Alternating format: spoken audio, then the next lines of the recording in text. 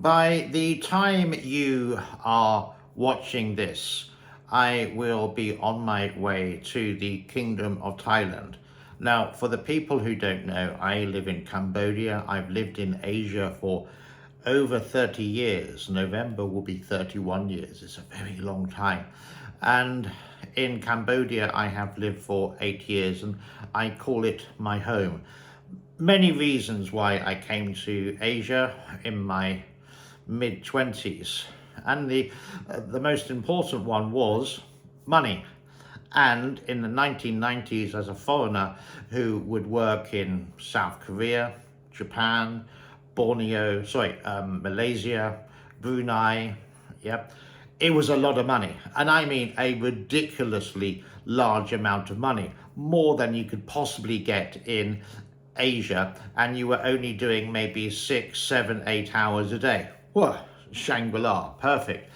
This is Coffee Chats and a very warm welcome. Now, the idea is that this is like a little podcast, so to speak. There's just me sitting on my sofa in my studio in Siem Reap in Cambodia, having a little bit of a rant and rave. Now, this is my first vacation of 2024, and I usually go to Thailand. Why? Well, I used to travel quite a lot, and now I usually go 3 or 4 times a year. But I do take my video camera along, and I would like to make some videos. Now, I'm going to the place called Pattaya. So the journey I will sort of do again, because I have done it quite a few times, and I will video some of it, and you can see. I will need to get to the airport first of all. So I will wake up round about 5:15 in the morning. My flight leaves at 9:55 in the morning. But I like to wake up slowly, have a cup of coffee, sit on a balcony, have a bit of breakfast, and then at 6:30 a tuk-tuk is going to come and pick me up. And because I live on the outskirts of the city, more like in the countryside, it only takes about an hour to get to, which is not bad. The old airport here in Siem Reap, I would have to go through the city centre, and maybe it would take 45 minutes to get to. Traffic here in Siem Reap doesn't really exist apart from really busy times of the year, like New Year, Chinese New Year, Khmer, or the Cambodian New Year, bank holidays, public holidays, etc., etc. Because it is a tourist town, lots of people would come here to enjoy. It will take about an hour to get. So I'd leave at 6:30. That means I should arrive at 7:30. My check-in is at 7:55, and then the airport I haven't been to since October the 31st is the last time I left to go to the United Kingdom, and it was pretty new at the time. This new airport opened on October 16, I think it was, last year. It is a long distance out. We have talked about some of the expenses of getting to the city. What I did forget to mention, if you wanted to go to the capital, which is about 320 kilometers away, if you wanted to go in a private car, it would cost you about $70. So if there's 3 or 4 people, it's actually quite cheap, and the whole journey may take 5 or 6 hours. By car to the airport is about the same. Maybe if you're in the city centre here, maybe it take you 1 hour 10, 1 hour 20. There is a bus from the city centre, an airport bus. It costs $8.50, and that would take maybe like an hour 30, being a large mode of transportation. So it's not that bad, and you can actually get to the gates of the airport and then walk into the terminal, but it's a long walk. I have done it before, and I could imagine doing that with suitcases and all the stuff. You're going to be pretty knackered by the time you actually go to check in with that. When you get inside the airport, I will show all this again tomorrow. Last time there was one coffee shop, and there was one sort of like small coffee shop again, but there were no seats around it, or not many seats. So let's rephrase that. There's one restaurant there. There's no Burger King yet, like in the old airport. Not many choices of food to eat, but it's very airy, very light, and all the departures, if it's like a Boeing or an Airbus, they have the air bridge there. But I am going on an ATR, so it's a twin prop aeroplane, so I don't know. I think you would walk down the stairs and the aeroplane will be waiting there.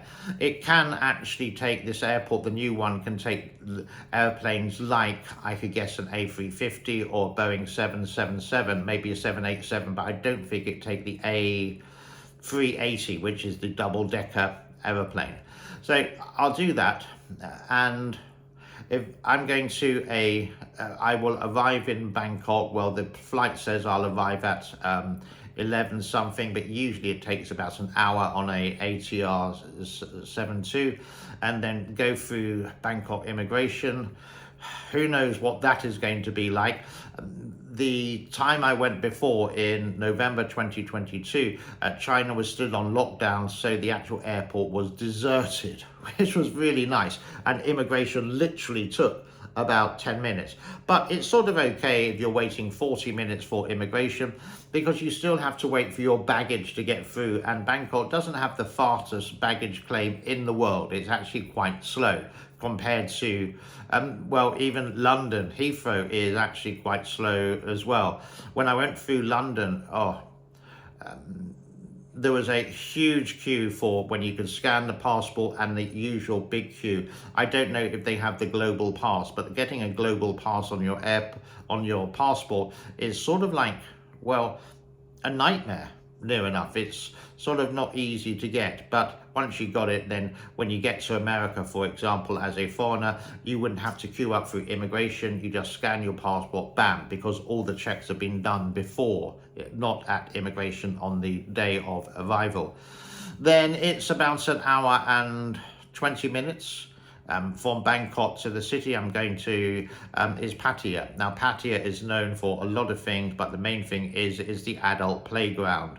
And it's very different to Las Vegas, so to speak. There's no gambling. Gambling's not allowed in Thailand legally, but there's lots of things to do. It's not just the adult. There's beautiful beaches, there's great shopping, there's so many bars and restaurants you can choose, and I've got quite a few friends I like to hang out with who've actually called Pattaya, and the city next to it, or the town next to it, called Jontiam, which is a lot more relaxed, where they've decided to retire or they even work. One of my really good friends I've known since 15 years old, he's been in Bangkok, or working in Bangkok. He managed to set up his own business with his wife way back in 1997, I do believe.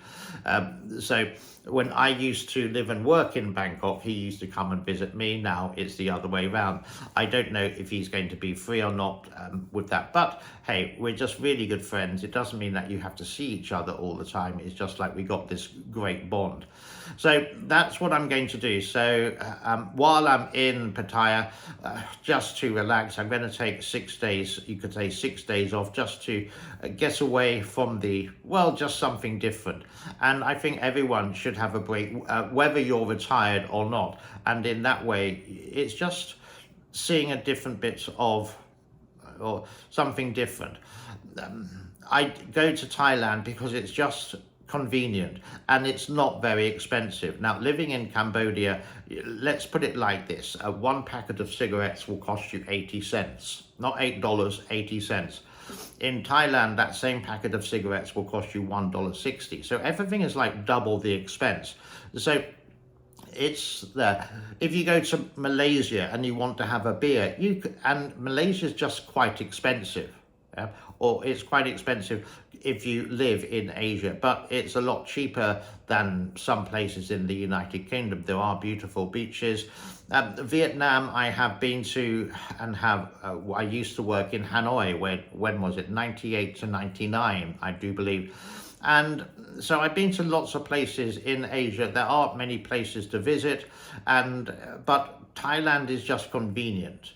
Yeah, that I wake up at 5 o'clock in the morning, and by, let's say, 12, 1 o'clock, I could be in my swimming trunks by a beautiful swimming pool, or having a swim in the sea. And I'm trying to remember the name of the sea with that. And so it's just a convenience, and there's so many choices of hotels. I'm staying in a 3-star hotel. This is the peak season for holidays in Southeast Asia. So this hotel for 6 nights is costing me $205.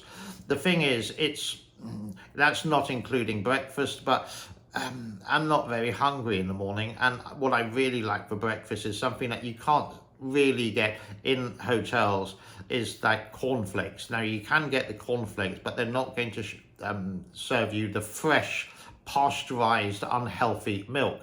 But that's what I like for breakfast. And then I usually have a light snack for lunch. So quite simply, I would go to 7-Eleven, I would get some, maybe a cappuccino, or I just bring my own coffee, for example. But it's a really nice hotel and 3-star. You can get really expensive hotels, like the Hilton Hotel would cost you about $200 a day. The view is fantastic, it just looks over the beach. But everything, it's just like a normal 5-star hotel in Asia. You may say, wow, $200 for a Hilton, that is so cheap. In Asia, that's actually quite expensive. So, but maybe one day, if someone gives me $1 million, then fine. And if you do want to give me money, you can always hit the super thanks below. What else has been happening in my life? Yesterday, which was Monday, my girlfriend, or my lovely partner Sophie, came back with a red, tray. And in the tray were 4 kittens. They're only like 10 days old. And they are actually still in our house. So now we have 6 cats. But hopefully, eventually, I don't know when, we do have there is a long story. Basically, the mother cat was run over by a car, because the cars just drive too fast here. And my girlfriend and the owner of the cat took the cat to hospital, or the animal hospital, and unfortunately she passed away. So these 4 little kittens that you saw before are homeless with that. So the lady who cleans the streets here is also really nice and really friendly, and she said she will take care of these 4 kittens.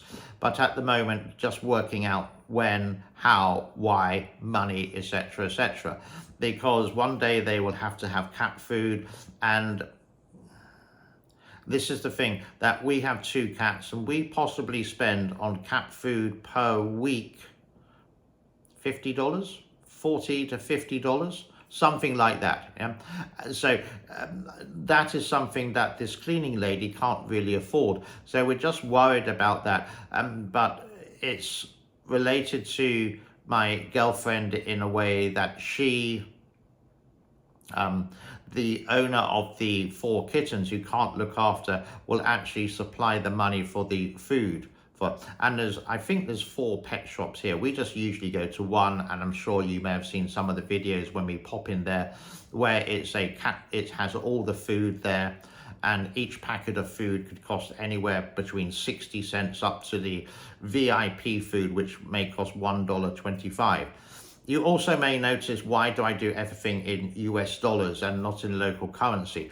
Well, this country, Cambodia, actually runs on the American system, and they have their own money as well. But let's say $1 is 4,000 reals. But if you go to an ATM, you can only take out $100 bills, and the rest of it, when you get change from that, it wouldn't be in US, it would be usually in the reals, which is fine to use anywhere here. It's just difficult for the conversion rate. Interest rates, here's a good thing for you. If you have a time deposit in the US, I think you get like 4 to 5% of your money before tax. Now here, you get the same in American dollars. But if you have it in local currency, your interest rate on your money is 9%. So imagine that you would have $1 million, and you put this into local currency, per year you would get 90,000 American dollars interest. Yep. 90,000, I think that is before tax, so it may be 80,000, which is, you sort of say, wow, if I could borrow $1 million from the bank, or if someone could give me $1 million, but they still have that, you're just living off that 80,000, which is more than enough. It's more than enough, even, it's just enough to live in New York City, for example, or even in London. They're just two incredibly expensive cities. When I went to the United Kingdom, I rented a car. I managed to get a car, I think in total was something like $200 for 6 days. It was a Chinese MG, it was manual, and the gasoline for my trip was £100, which is what it nowadays, about 120 US. So it's ridiculously expensive. Here, for the gasoline, it's about $1 per litre. You can get it cheaper, but that's like the gold colour, not the silver colour. I don't really understand in America the difference between 93, 95 and 98. Here, it's just like the quality. Most people, if they have like a normal small scooter, you can do silver, and it's fine to run, but you may get less mileage, in theory. Yeah, but who knows? It's just what they advertise from Caltex, Texaco, Shell, BP, and Esso, for example, or Exxon, I think it is in the United States. What else is happening? So I will do lots of videos while I'm there for 6 days. And if you, then we will talk about how to get to Thailand, let's say from the United States, the best time of year to go, which is actually now. The best time is from November to round about the end of February. Then it's summertime and it gets blisteringly hot, uncomfortably hot, and you don't want to go out in daytime. If you do go out, it's usually really early in the morning, up to about 10 o'clock, then just stay inside till about 4 o'clock, where the temperature does drop down.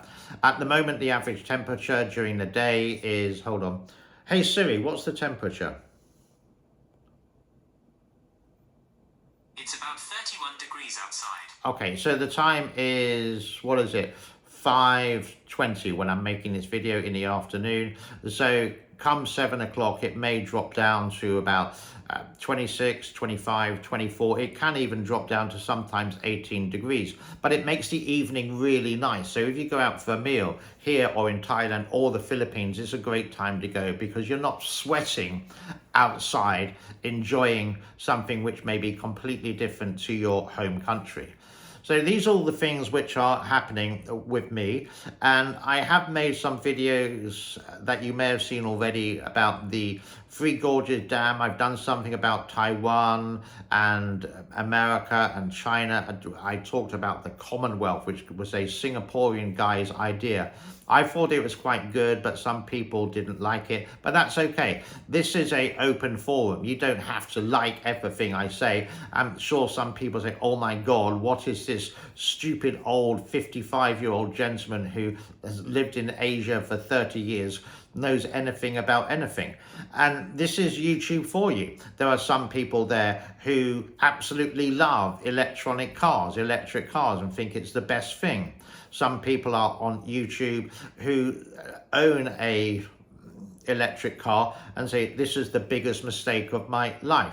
It's not the actual electric car itself, it's just the charging.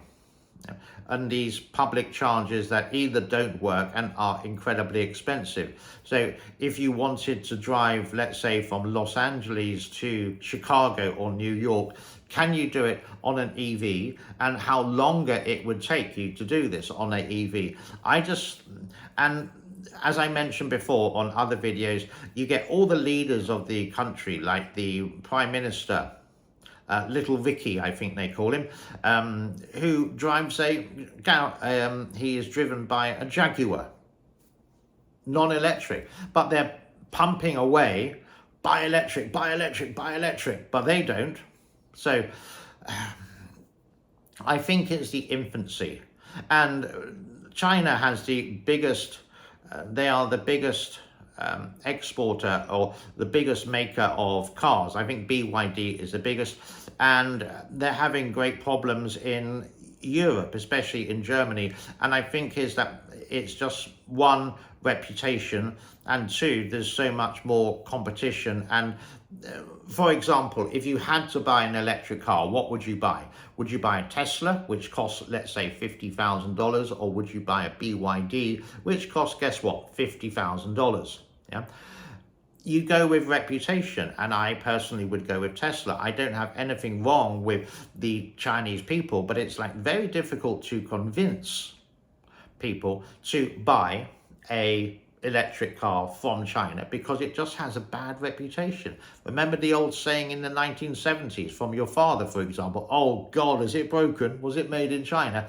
That's what they got to get rid of.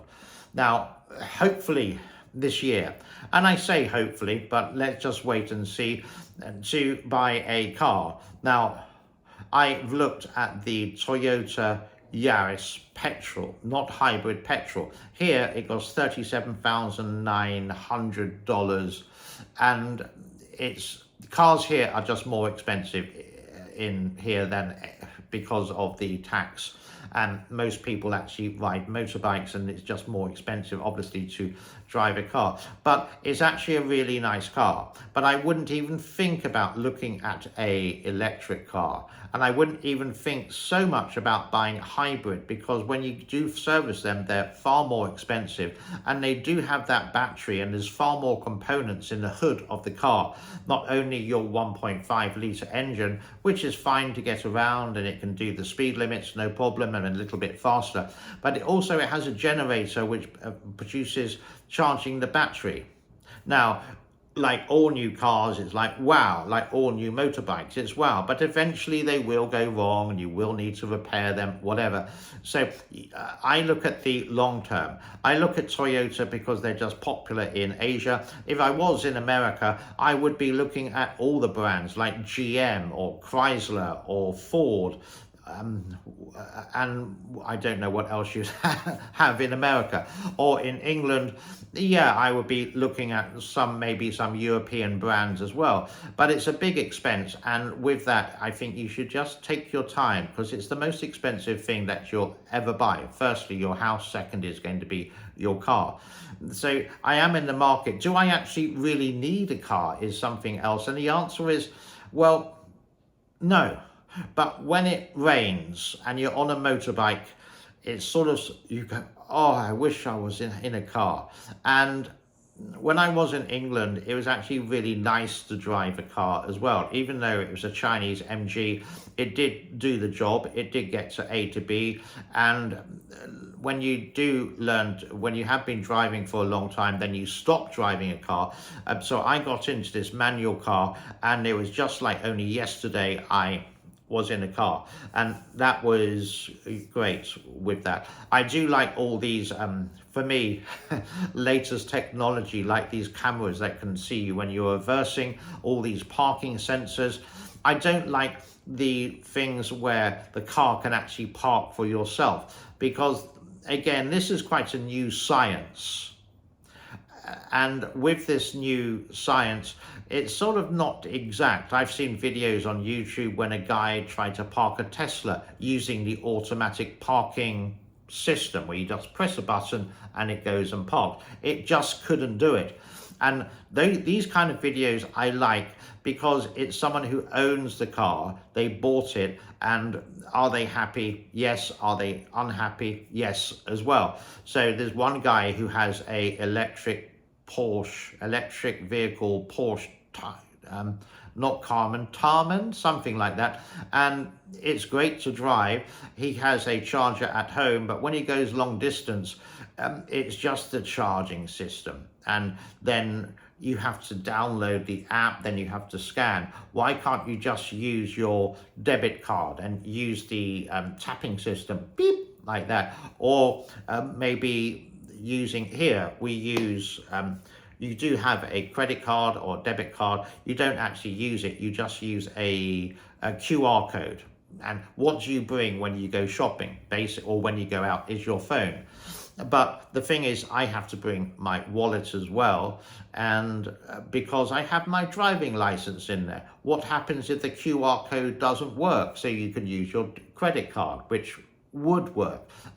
I have two banks here. One, if you are here, one is called ABA, which is like the most popular bank, easy to use, and the other one is quite an old bank, but I like the credit card system because, like the old days, I can go into the bank, here's the money for the credit card, bam. And where the credit card system is, you don't have to queue. You just go in there, and when you go on holiday, for example, I've booked my hotel on my credit card, but I haven't paid for it yet. When I booked my air ticket, I used my credit card. It's so using these QR codes for banking is great for day to day, but when you book something overseas or these people want a credit card number. Maybe it will change in the future, but who knows? And I'm going to leave this because I've been waffling on for 26 minutes about nothing really, but maybe you're eating your breakfast and hearing someone waffling on about nothing, and you're saying, oh my God, this guy is absolutely stupid. What is he talking about? Oh, these stupid British people, they just talk for hours about absolute BS. That's the sort of whole idea. It's just a conversation piece that you can have in the background while you're in your car, if you can, or like a podcast. And I don't really understand podcasts yet, but maybe I should, but just haven't got into them, etc. But that's something that maybe in the future. YouTube for me is a hobby. I enjoy sitting down here rabbiting on about absolutely nothing, and maybe you enjoy it too, or maybe you just watch the first 2 minutes and say, this guy is an absolute idiot. And I do sometimes watch these videos of people who are talking about Russia and let's say Ukraine, and they do talk a complete load of rubbish, and they're so biased towards Russia, and it's just that. But they don't. What they should do is do two sides of the story. Be objective. Don't be subjective related to one side. So Russia is very strong, powerful. Putin, oh my God, I would like to lick his. Let's not say that. Yeah. I think they should be more objective. And if you do point the negative, the other side, not the negative, the other side of the story, they will call you an imbecile. I've seen it on one channel in China. It's called Reportify Media, where they did invite this very nice German guy into the chat. He disagreed. But what these people did, they bullied him online in a live show. And it was just horrible. So I lose respect for these people who may be talking about what are things I disagree, but to insult someone like that live, just it was bullying. It really was bullying, and they sort of laugh about it afterwards, like bullies would do in school. So please do comment if you got to the end of the show. If you have got to the end of the show, if you could do a rainbow. I like rainbows. If you can't find the rainbow icon, just write rainbow. If you do want to help this channel or support this channel, in the link in the description below is Super Thanks, Patreon, and perhaps becoming a member of this channel. And a lot of this money doesn't go into the actual, what a lot of people say, help me get the equipment or help me support this show. No, it actually helps me support my kitty cats. And usually on YouTube per month, maybe if I'm lucky, I get about $200. With that $200, it actually covers my two cats' expenditure. And I do love the 4 kittens that we have downstairs, but no way could we have 6 cats. That would be 6 cats in the house. We would be like the mad cat woman on The Simpsons. I think that's about 30 minutes, and I waffled on for long enough about nothing. Again, please do comment, please do share, please do like, please do subscribe, and let's get out of here. God bless to all. Have an excellent day wherever you are in the world. Bye-bye for now. Cheers.